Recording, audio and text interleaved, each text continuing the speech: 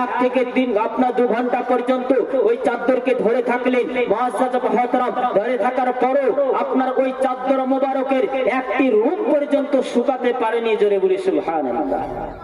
একটি রূপ পর্যন্ত শুকায়নি। হযরতে আয়েশা সিদ্দিকা রাদিয়াল্লাহু তাআলা আনহা মনে মনে চিন্তা করছেন যে বিশ্ব রাসূল যখন আমার কাছে এই চাদর চাইবে আমি কেমন করে দিব, চাদর তো শুকাইল না। হযরতে আয়েশা সিদ্দিকা এই কথা ভাবছেন, বিশ্ব রাসূল সাল্লাল্লাহু আলাইহি সাল্লাম আপনার জন্য প্রবেশ করছে। সঙ্গে সঙ্গে হযরত আয়েশাকে ডাক দিয়ে বলতে আছে, আয়েশা তুমি আমার চাদরটা দাও। হযরত আয়েশা সিদ্দিকা আপনার চাদর মোবারক নিয়ে উপস্থিত হলেন, বলতেছি ইয়া রাসূলুল্লাহ, ইয়া হাবিবাল্লাহ, নবী গো আপনি আমাকে এই চাদর মোবারক দিয়ে গেলেন, আমি পরিষ্কার করার পরে রোদ্রে দিব, তবে রোদ্রে যা পাওয়ার, রোদ্রে যা টেম্পার, এতে শুকাবে না।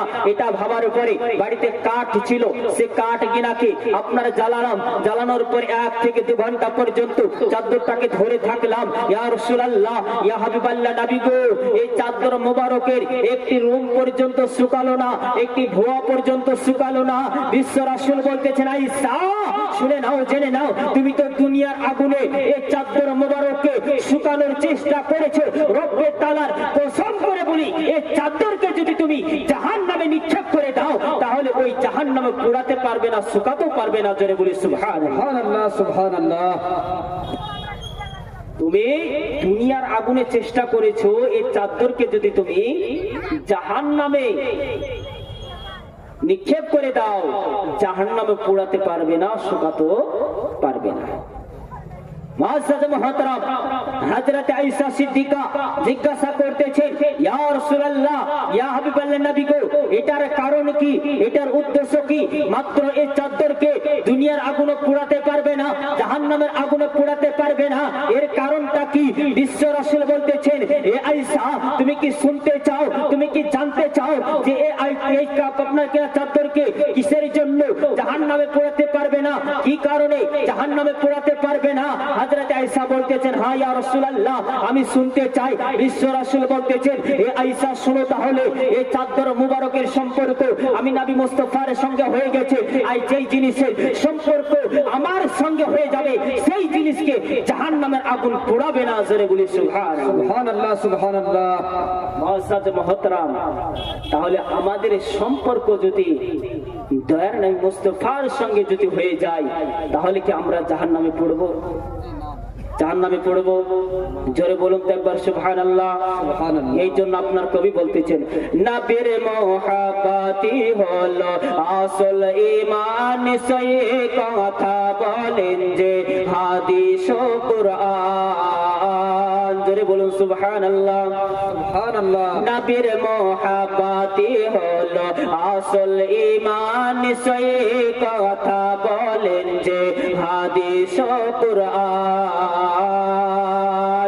ও নবীর গোলাম হলে ভালোবাসবেন রহমান, নবীর গোলাম হলে ভালোবাসবেন রহমান, জানের চেয়ে অধিক ভালোবাসতেন সাহাবী। ইয়া নবী, সকলে পড়ুন, ইয়া নবী, ইয়া নবী, ইয়া নবী, ইয়া নবী, ইয়া নবী, ইয়া নবী, ইয়া নবী, ইয়া নবী, ইয়া নবী। হাতে তলোয়ার নিয়ে বলে ওমর কথা, যেথায় গিয়ে পাবো কাটব নবীজির মাথা। হাতে তলোয়ার নিয়ে বলে ওমর কথা, যেথায় গিয়ে পাবো কাটব নবীজির মাথা। ও যখন শুনিলেন কোরআনের বাণী সে ঠাই, যখন শুনিলেন কোরআনের বাণী সে ঠাই, ওমর তলোয়ার ছেড়ে বলে মাথা কাটার দাবি। ইয়া নবী, ইয়া নবী, ইয়া নবী, ইয়া নবী, ইয়া নবী, ইয়া নবী, ইয়া নবী, ইয়া নবী, ইয়া নবী, ইয়া নবী। উমাইয়ার আঘাতে হযরত বেলাল কাতর গরম বালির ওপর শুয়ে বুকেতে পাথর ও মাইয়ার আঘাত হযরত বেলাল কাতর গরম বালির ওপর শুয়ে বুকেতে পাথর ও এত কষ্ট সহে এত দুঃখ সহে এত কষ্ট সহে এত দুঃখ সহে তাঁর একটাই দাবি ইয়া নবী ইয়া নবী ইয়া নবী ইয়া নবী ইয়া নবী ইয়া নবী ইয়া নবী ইয়া নবী ইয়া নবী